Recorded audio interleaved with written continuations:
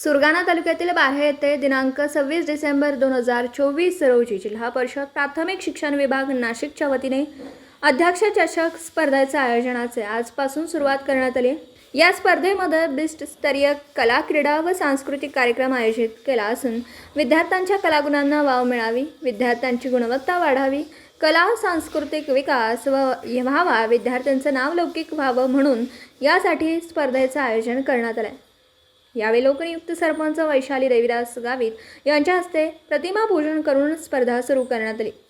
यावेळी बार्हे परिसरातील Devidas Gavit, Deepak Deshmukh, sarpanch Bhondwe, Yogesh महालेसर Deshmukh sir, Bhaskar Warde, police Patil Hansraj खंबाईत आणि शिक्षक वर्ग, गावचे कार्यकर्ते उपस्थित होते। सुरगाणा तालुक्यातील बार्हे येथे दिनांक 26 डिसेंबर 2024 रोजी जिल्हा परिषद प्राथमिक शिक्षण विभाग नाशिकच्या वतीने अध्यक्ष चषक स्पर्धेच्या आयोजनाचा आजपासून सुरुवात केली। दिवसभरातील घडामोडींचा आढावा घेण्यासाठी पाहत रहा N24 मराठी न्यूज चॅनल।